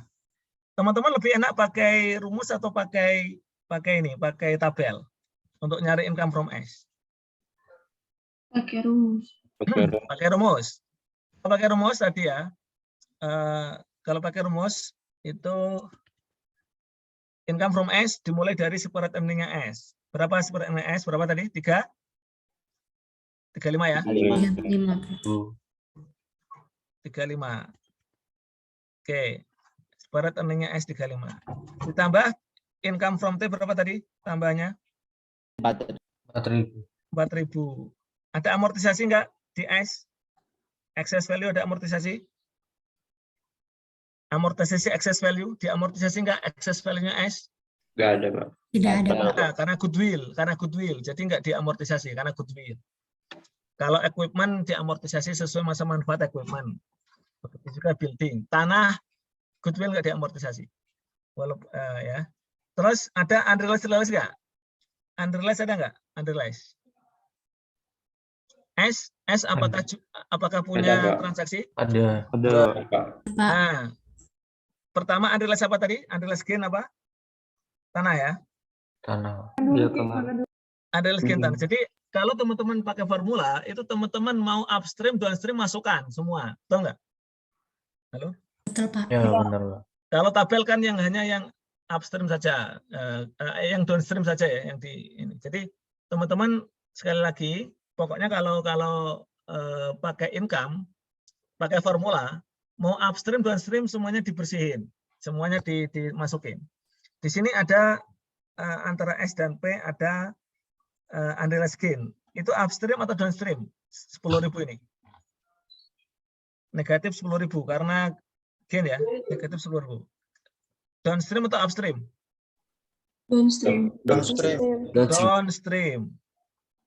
Terus yang inventory, berapa unrealized profitnya inventory? 5.000.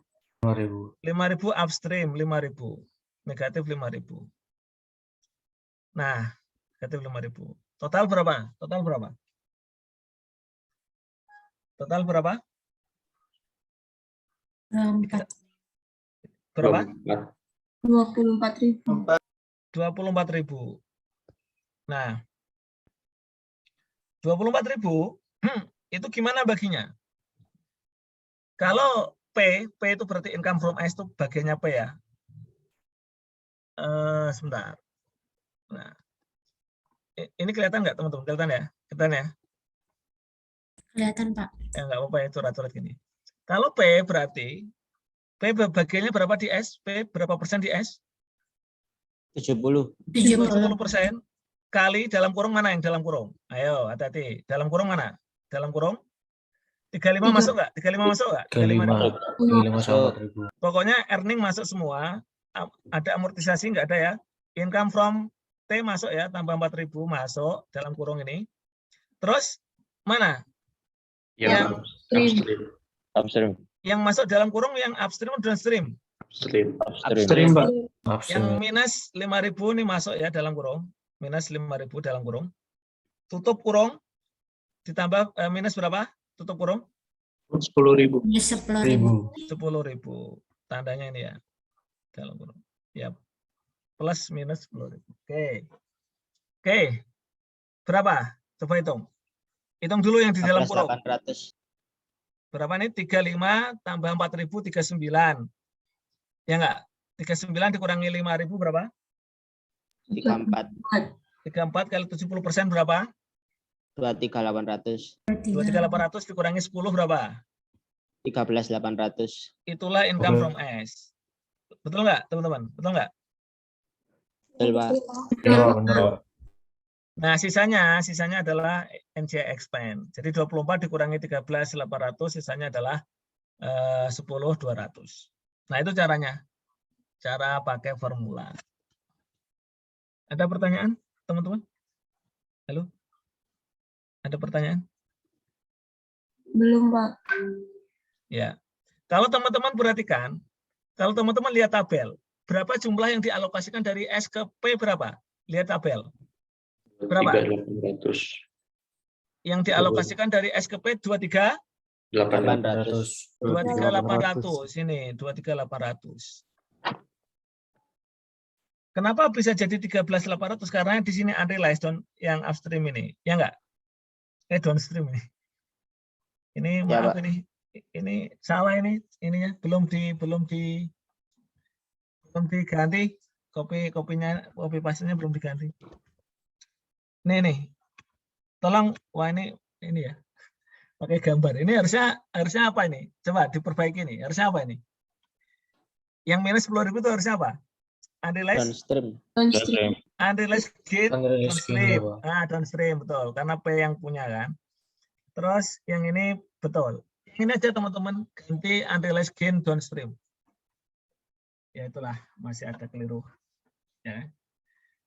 Itu. Nah, jadi itu. Jadi kalau pakai tabel teman-teman harus sesuaikan dulu. Kalau pakai formula langsung ketemu. Yang ini cara satu, formula.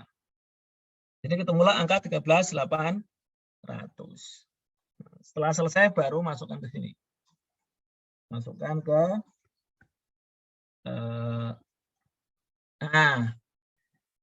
masukkan ke jurnal.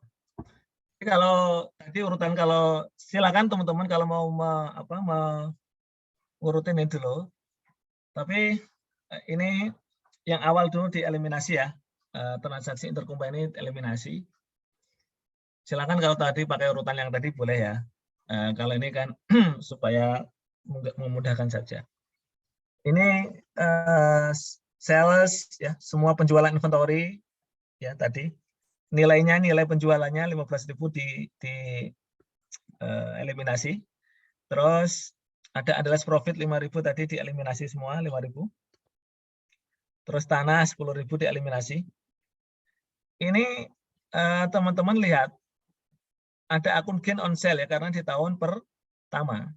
Kalau di tahun kedua ketiga sudah nggak ada lagi akun gain on sale. Diganti apa? Diganti apa? RE. RE kalau pakai cost method. Ini kita bicara equity method. Jadi selama pembelajaran ini fokus kita ke equity method. Investment. Investment in S, Pak. Cuma satu akun investment in S. NCI. Nah, jawabannya apa? Yuk. Kapan cuma satu, kapan harus ada NCI? Nah, gitu. Enak, yuk. Kalau upstream, Pak. Nah, kalau upstream ada investment, ada NCI. Kalau downstream cuma investment saja. Ya enggak? Iya, Pak. Ya, Pak. Tapi kalau tahun pertama nggak ada bedanya. Tahun pertama itu yang dieliminasi gain, jadi debitnya gain semua. Jadi mau upstream, downstream nggak ketahuan ini. Ini 10.000 teman-teman nggak tahu ini downstream atau upstream. Kenapa? Karena tahun pertama. Kalau tahun kedua baru kelihatan. Tahun kedua nanti tetap kreditnya tetap plan ya, tetap plan atau plan aset ya 10.000. Debitnya kalau tahun kedua dan seterusnya itu kalau downstream langsung ke investment in S semua 10.000. Tapi kalau upstream dibagi dengan NCI sesuai dengan persentasenya kepemilikan. Gitu teman-teman. Udah mulai kelihatan ya? Udah mulai jelas ya? Halo? Jelas, Pak. Jelas, Pak. Oke. Terus, nah ini baru kita beresin yang T. Kita beresin income from T ya. Jadi kita beresin semua yang berhubungan dengan T. Income from T itu ada dua ya. Pertama, income from T yang dikasih ke S. S itu 20% ya? Ya enggak? Iya, Pak. Jadi income from T-nya itu ada dua ya. Pertama adalah income from T 20%. Angka ini dari mana? Angka ini dari yang slide sebelumnya tadi. Nah, teman-teman tinggal lihat slide sebelumnya ini nih, slide sebelumnya. Income from T yang 20% ada 4.000, yang 60% ada 12.000, NCI-nya ada berapa? 4.000. Nah, itu teman-teman tinggal dipindahin di jurnal sini. Ini 4.000, dividennya berarti tinggal dikalikan. Berapa persen sih ini? Berapa rupiah? 10.000 ya. 20% kali 10.000, 2.000, sisanya investment NT. Ini sama 60% kali 10.000, 6.000 dividennya. Ini sama. Terus eliminasi ya. Ini kebetulan tidak ada excess value, jadi langsung murni ekuitasnya ya. Jadi ekuitas 160 dibagi 60 untuk P ya, investment in T untuk P, terus ini untuk S, ini untuk NCI. Nah, itu yang T sudah beres. Baru kemudian yang beresin yang S. Income from S 13.800 dari mana? Dari tadi yang di sini tadi 13.800. Kalau NCI-nya 10.200. Jadi income dulu diberesin ya. Ini menambah malah ya, debit investmentnya. Biasanya kredit, ini debit. Terus SN expense-nya ketemu angka sekian. Seperti itu. Nah ini mengelemasi equity S. Karena tidak ada amortisasi, jadi tidak ada jurnal amortisasi. Kalau building equipment biasanya ada jurnal amortisasi, depreciation expense biasanya. Atau kalau paten ya amortization expense. Ini ya cukup. Terus masukkan ke jurnal masing-masing ke worksheet. Nah, bisa dipahami teman-teman? Halo? Izin bertanya, Pak. Silakan. Itu untuk yang jurnal poin B, kenapa COGS pada dividen ya, Pak? Oh ya, keliru. Itu bukan pada dividen itu. Harusnya pada apa? Inventory bukan, Pak? Ada inventory. Inventory, betul. Di worksheet-nya udah benar sih, dan terima kasih. Itu copy paste ini. Di worksheet-nya udah benar kan? Ya nggak? Iya, Pak. Ini udah benar worksheet-nya ini. Menambah inventory. Ya, ini ganti teman-teman. Memang kadang harus di cross check lagi. Padahal kadang udah di ini nih ya, adalah manusia. Jadi kita perlu kolaborasi ya, kekurangan. Terus apa lagi tadi kok lupa saya. Oh, ini nggak bisa di ini ya. Nanti saya ubah di sananya. Yang cara dua nanti ini saya ubah di ini. Oke, makasih Sedang. Oke, terus teman-teman, di antara proses konsolidasian ini, yang menurut teman-teman yang paling lama di proses yang mana? Kan tadi tahapannya, ingat ya, tahapan pertama ngitung excess value. Tahapan kedua, mengidentifikasi ada nggak intercompany transaction, berapa unrealized, realized gitu ya. Terus tahap selanjutnya ngitung income from dan NCI expense, itu satu paket. Income from T atau income from S ya, itu satu paket. Sama NCI expense-nya. Baru setelah itu jurnal eliminasi, baru setelah itu masuk ke worksheet. Kira-kira teman-teman, yang menurut teman-teman paling lama itu di mana? Yang teman-teman lama itu?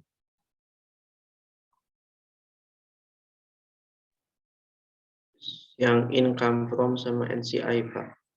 Income from sama NCI. Kalau ada yang transaksi perusahaan, interperusahaan. Ya, karena teman-teman harus teliti ini downstream atau upstream, ya kan? Jadi jangan lupa mana yang di dalam kurung, mana yang di luar kurung, ya. Oke, jelas ya? Jelas, Pak. Oke, silakan Agung. Ada mau bertanya Agung? Atau sudah jelas? Udah jelas, Pak. Oke. Kalaupun teman-teman keburu habis waktu, yang teman-teman dalam tanda kutip harus kejar duluan yang mana? Kalau teman-teman ada satu soal terus teman-teman waktunya terbatas. Maka teman-teman sebenarnya bisa itu. Teman-teman yang harus teman-teman kejar yang mana kira-kira? Masukin jurnal, Pak. Masukin jurnal, terus ya, yang paling lama sebenarnya menurut saya itu sebenarnya teman-teman lama nggak masukin jurnal ke worksheet? Ngasih huruf itu. Pak. Lama juga, Pak. Nah, itu ada strategi nggak? Ada yang punya ini nggak? Mungkin bisa jadi inilah. Tapi nanti jadi ini ya. Jadi yang sudah kita masukin ditandain gitu ya. Biasanya dulu ada LCO yang dicontreng itu artinya sudah dimasukin ke worksheet. Teman-teman pernah nggak atau malah sering jurnalnya ini nggak balance ini loh. Padahal harusnya balance kan jumlah ini loh di total bawah ini loh. Kalau jurnalnya benar ya harusnya balance lah debit kreditnya ya.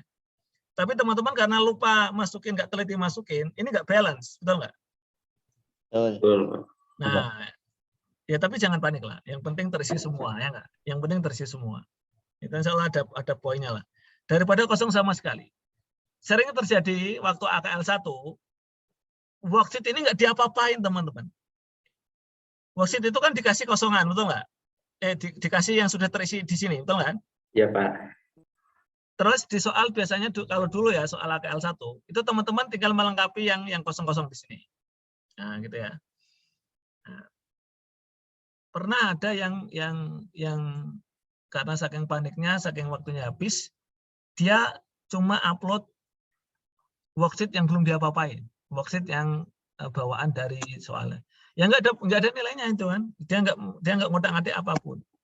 Terus jurnalnya ini nggak selesai. Nah, gitu. Nah, berarti teman-teman sekali lagi tolong dilatihan ya, dipercepat. Ya memang kecepatan sama ketelitian itu berbanding apa? Berbanding apa? Kecepatan sama ketelitian berbanding lurus atau terbalik? Kecepatan dan ketelitian. Biasanya kebalik, Pak. Kalau balik teliti, Pak. Nah, gitu. Tapi nanti ada satu titik di mana teman-teman perlu cepat. Ya enggak? Perlu cepat. Karena teliti nggak selesai, kosong. Nanti poinnya habis banyak. Makanya nanti salah satu strateginya, lihat dulu komposisi soalnya, poinnya berapa. Jangan sampai teman-teman kehilangan poin banyak di yang poinnya paling besar, itu sayang. Misalnya satu soal 30 poin. Teman-teman nggak kerjaan, udah hilang 30 poin, tinggal 70. Itu pun kalau benar semua 70, ya nggak? Nah, jadi perlu ini. Oke, untuk connecting a village, ada pertanyaan? Kalau tidak, mungkin saya sedikit untuk latihan mungkin nanti bisa tugas ya. Nyicil materi mutual holding. Karena sebenarnya pertemuan kedua ini di RPS mutual holding. Sedikit mutual holding. Oke. Atau mau cerita lagi? Cerita sebentar. Atau mau langsung mutual holding? Silahkan. Mau langsung mutual holding?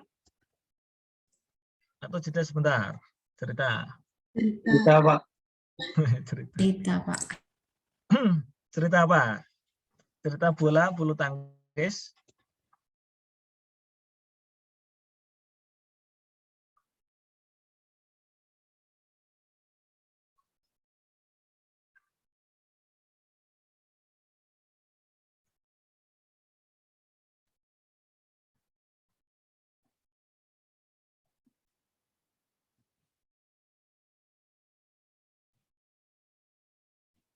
Oke, baik.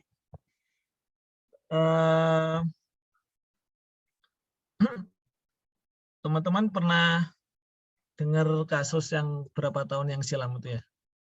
Yang semester 5 di pas UTS itu dikeluarkan karena ketahuan bawa HP itu. Pernah ya? Pernah dengar cerita itu enggak? Belum, Pak. Belum ada, Pak. Bawa HP di cerita, Pak. itu nanti ini banyak pelajaran di situ ya, banyak pelajaran di situ dan nanti silahkan teman-teman yang menafsirkan ya, mengambil pelajaran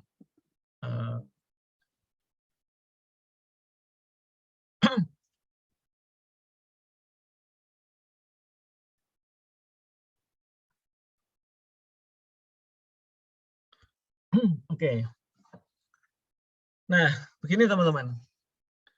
Jadi ceritanya itu mahasiswa itu sudah siap ujian gitu ya, sudah siap ujian. Ujian kan offline, waktu itu offline di kelas, ada pengawasnya. Dan semua tas, semua HP ditaruh di tas, kumpulin di depan. Semua sudah duduk dengan rapi, masih ada satu yang belum datang. Telat berapa menit. Kemudian mahasiswa saya ini sebenarnya bahasa bimbingan kelas PA saya, mahasiswa bimbingan PA saya, berinisiatif untuk menghubungi temannya itu. Karena dia, ini saya dapat cerita dari yang bersangkutan ya, yang bersangkutan. Ceritanya seperti itu. Akhirnya dia minta izin pengawas ambil HP, dia hubungilah temannya itu. Nah, belum sempat dihubungi temannya nggak lama datang. Jadi belum sempat nelpon gitu ya. Udah mau ini temannya ternyata datang, telat ya, datang. Akhirnya masuk ke dalam. Setelah itu HP-nya itu kemudian lupa untuk dimasukin tas lagi. HP-nya dimasukin kantong celana. Kemudian udah pengawas juga nggak tahu ya, jadi masukin celana.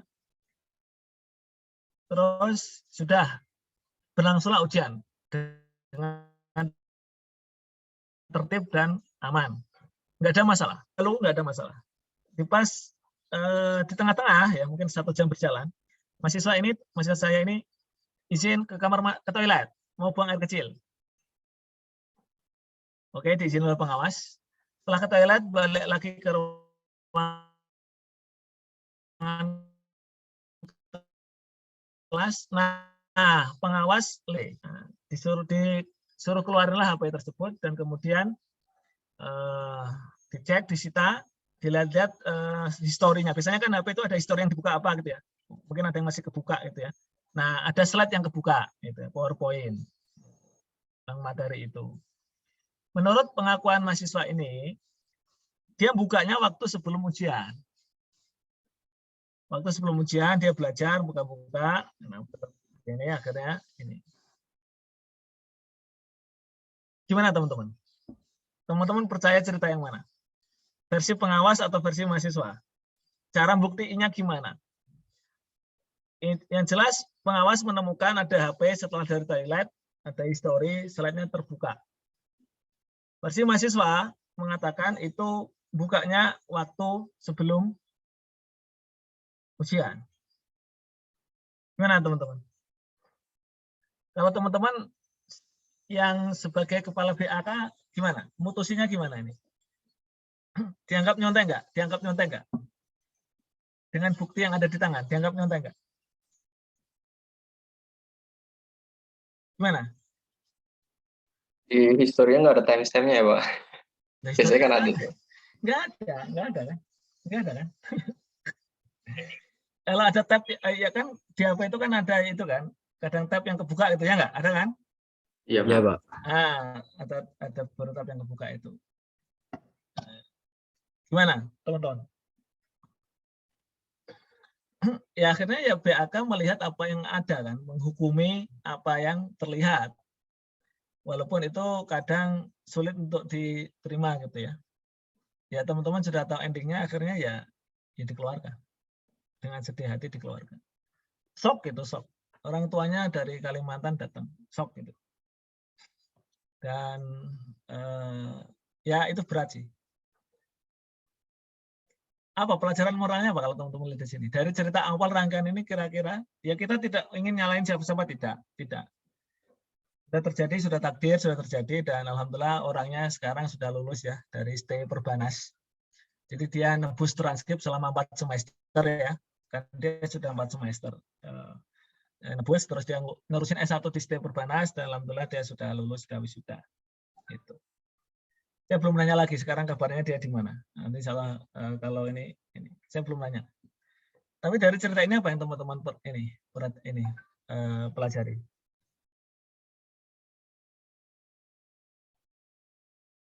Harus teliti dan hati-hati, Pak. Iya, teliti dan hati-hati, Pak. Oke.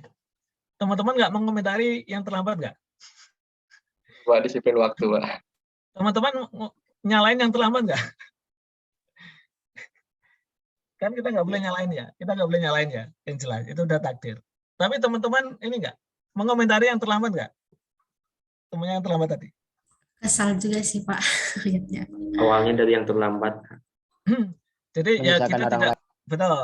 Tapi kita sekali lagi kalau sudah terjadi, hindari 3M ya, hindari 3M. Menyalahkan orang lain, membanding-bandingkan dengan orang lain, dan membanggakan diri. Nah, itu teman-teman. Pesan moralnya tadi, kadang tindakan kita tanpa kita sadari itu berpengaruh ke orang lain. Tanpa kita sadari. Jadi kadang kita benar pun kadang ditafsiri orang salah, betul nggak? Apalagi kalau kita berbuat yang salah tadi, mungkin nggak disiplin atau seperti apa, itu bisa berdampak gitu ya. Bisa jadi berdampaknya, ngapain sih Pak, saya kan mengganggu orang lain Pak, kan terlambat saya sendiri. Oh, jangan gitu. Bisa jadi ketidakdisiplinan kita itu bisa jadi menularkan ke orang lain, ya nggak? Menularkan ke orang lain. Wah ini nggak diapa-apain kok, santai ini, santai. Jadi kita malah pionir ketidakbaikan, pionir kejelekan gitu ya. Jadi gara-gara kita, mungkin kita nggak merasa aman, wah dia aman kok, dia aman, udah ngikut. Nah itu. Atau itu tadi ternyata dari tidak ini berimbas ke orang lain. Seperti itu teman-teman. Jadi ya apa? Intinya silakan berinvestasi yang kebaikan lah. Jadi teman-teman menolong orang lain, membantu belajar temannya waktu belajar, itu juga jangan waktu ujian ya. Kalau ujian itu malah nanti kena pelanggaran. Nah.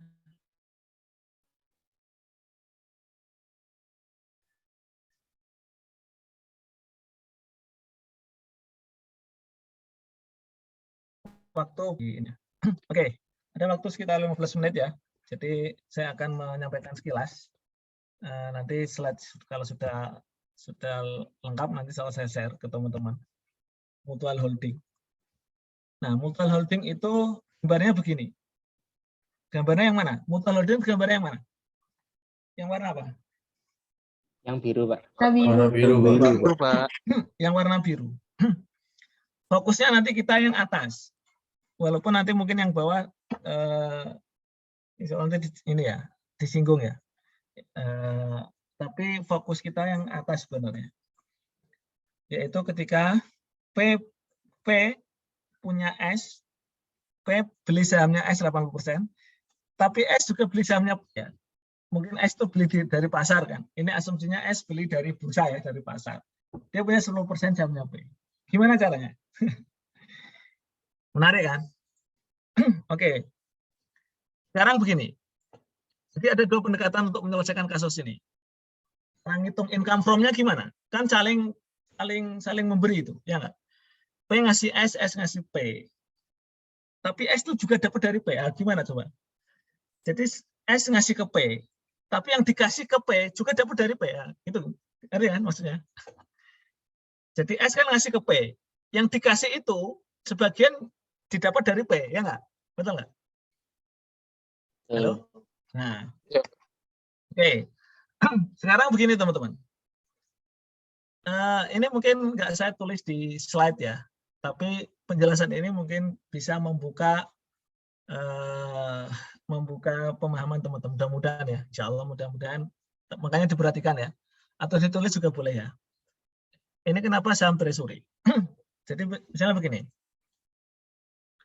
ketika gambar ini, ketika P beli sahamnya S 80%, oke, terus kemudian S beli sahamnya P 10%. Dari sudut pandang konsolidasi, saya ulang lagi, P sama S itu entitas terpisah nggak? Badan hukum terpisah nggak P dengan S itu? Entitas terpisah nggak? P dengan S itu entitas terpisah nggak? Terpisah. Terpisah. Mereka berkewajiban menyusun laporan keuangan sendiri-sendiri, terpisah, betul nggak? Tapi karena ada hubungan tadi, parenting konsolidasi tadi, pengendalian tadi, maka dari sudut pandang konsolidasi, P dan S sama nggak? Satu entitas nggak? Satu entitas. Dari sudut pandang konsolidasi itu satu entitas. Jadi ketika S beli sahamnya P, dari sudut pandang konsolidasi bisa nggak dikatakan P membeli sahamnya P sendiri? Bisa nggak? Bisa. Itu sama seperti P punya saham, ya kan? Yang beli anaknya sendiri, betul nggak? Iya, Pak. Itu kan kayak dikasih aja gitu. Jadi artinya dari sudut pandang konsolidasi, pembelian sahamnya S itu menyebabkan, ya, jadi menyebabkan outstanding-nya itu berkurang. Ini namanya pendekatan saham treasury. Jadi saya ulangi lagi, ketika S beli sahamnya P, misalnya 10%, 10% kali 10.000 ya, berarti 1.000. Berarti yang 1.000 ini diperlakukan seperti saham treasury-nya P, seolah-olah seperti treasury-nya P. Paham ya? Teman-teman ya? Jadi gitu. Saham treasury tahu apa sih? Tahu nggak saham treasury tahu apa? Yang dibeli kembali. Iya, jadi seolah-olah S itu kayak P, mewakili P. Jadi pembelian S ke P itu diperlakukan sebagai saham treasury. Maksudnya apa, Pak? Secara konsolidasi, S itu nggak berhak dapat dividen, ya nggak? Ya nggak? Ya, Pak. Treasury nggak dapat dividen nggak? Enggak, Pak. Ada apa? Nggak, kan? Sekali lagi, ini sudut pandang konsolidasi. Tapi sudut pandang bukunya S dapat dividen nggak dari P? Realnya. Dapat. Dapat. Tapi nanti saat konsolidasi, dividennya harus diapain? Harus diapain? Eliminasi. Eliminasi. Nah, seperti itu teman-teman. Jadi saya ulangi lagi. Jadi ketika S beli P, maka S akan mencatat investment pada cash. Investment in P pada cash. Betul nggak? Betul nggak? Betul. Ini sebesar misalnya 1.000. Nah, dari sudut pandang konsolidasi, nilai investment in P harus dieliminasi, betul nggak? Halo? Betul. Ya, Pak. Larinya kemana? Larinya ke saham treasury. Jadi nanti dieliminasi ada akun treasury share. Jadi di laporan konsolidasi muncul akun treasury share pada investment in P. Jadi nanti treasury share ini akan mengurangi ekuitasnya P. Kan treasury itu tandanya debit kan? Ya. Maksudnya debit itu mengurangi ekuitas. Seperti itu. Itu apa istilahnya? Pendekatan treasury. Saya ulangi lagi. Jadi kalau pada pendekatan treasury, asumsi pertama, asumsi pertama, nilai investasi S ke P nilainya berapa? Investment in P nilainya berapa? Itu nanti akan dianggap sebagai saham treasury. Maksudnya apa?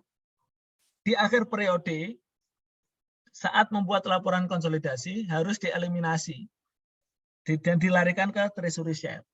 Jadi akan mengurangi ekuitas sampai. Jadi ekuitas sampai berkurang. Karena seolah-olah Kak ngisi apa? Nggak mungkin kan orang tua itu ngakui pendapatan dari anaknya nggak? Nggak mungkin orang tua itu ngecas nagih iuran ke anak itu kan nggak, ya nggak? Iya, Pak. Kalau sampai orang tua itu nagih teman-teman ditagih sejak kecil, sanggup nggak ngitung berapa yang harus dibayar teman-teman itu? Enggak, Pak. Enggak, Pak. Gampang kok Pak, coba biaya sekolah berapa Pak, TK sekian. Loh teman-teman hanya ngitung secara material. Coba kalau imaterialnya dihitung. Ya enggak? Waktu tidur malam-malam ibu berkurang. Ya. Itu makanya tak terbalas itu, enggak terhitung, enggak bisa dihitung. Itu ya. Seperti itu. Nah, itu teman-teman. Jadi kalau pakai treasury share nanti ada akun treasury ya. Pakai pendekatan treasury nanti di laporan konsolidasi ada akun treasury share di saat laporan konsolidasi. Makanya ditandai ada LKK, ada kalau S itu berarti di bukunya S, kalau P itu di bukunya P. Kalau LKK berarti munculnya cuma di jurnal konsolidasi. Jadi oke, itu gambaran umum seperti itu. Jelas ya teman-teman ya. Jadi untuk pendekatan treasury approach, ketika S punya investasi di P, namanya investment in P, itu maka nilai investment in P itu nanti akan dilaporkan di konsolidasian sebagai saham treasury dan akan mengurangi ekuitas. Ya, treasury kan mengurangi ekuitas. Ya, dan juga nanti akan mengeliminasi investment in P. Seperti itu. Nah, sampai di sini kebayang nggak? Kebayang nggak teman-teman? Kebayang nggak? Kebayang, Pak. Bayang, Pak. Bayang, Pak. Jadi ketika ini misalnya bagi dividen ya, P bagi dividen, di bukunya S akan mencatat cash pada dividen income. Karena cuma 10% jadi S pakai metode cost. Ya enggak? Iya, Pak. Nah, Iya, Pak. pakai metode cost jadi cash pada dividen income. Sementara P karena punya 80% dia nanti pakai metode equity, asumsinya pakai metode equity. Oke, enggak masalah. Di bukunya S, dia akan mencatat cash pada dividen income dari P. Ini dari P ya. Sebesar berapa nanti? Nanti ada contohnya. Di bukunya P, minimal ada 3 jurnal. Ya. Ada 3 jurnal yang akan dicatat oleh P. Ya, ada 3 jurnal. Jurnal pertama untuk mencatat dividen dari S. Cash pada investment in S. Betul nggak? Betul. Karena dividen akan mengurangi investment in S. Ini bukunya P. Warna hijau bukunya P ya. Kalau S itu kuning ya, atasnya. Nomor 3, mencatat income dari S. Investment pada income from S. Terus yang ketiga, mengeliminasi dividen. Karena dividen yang diberikan ke S itu, ini di bukunya P ya, di bukunya P. Jadi di bukunya P itu nanti dividen in S itu nggak diakui oleh P. Di bukunya P. Jadi income from S-nya dikurangi. Nanti ceritanya nanti urut-urutannya gini dulu. Urut-urutannya jurnal yang pertama P menerima dividen dari P ngasih dividen ke S, ya kan? S akan mencatat seperti ini. Oke. Terus di bukunya P akan menerima dividen dari S, ini jurnalnya. Terus di bukunya yang kedua P akan mencatat income from S. Nah, cara menghitung income from S itu persis sama seperti